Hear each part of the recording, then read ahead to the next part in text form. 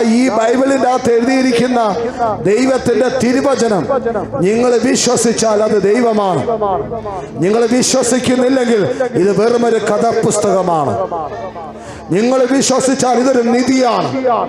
നിങ്ങൾ വിശ്വസിച്ചാൽ നിന്നെ വിലക്കെടുത്ത ദൈവത്തിന്റെ പ്രമാണമാണ് ഇതെന്ന് വിശ്വസിച്ചാൽ നിന്റെ മുകളിൽ ദൈവിക പദ്ധതിയുടെ വ്യാപാരം ഇറങ്ങും.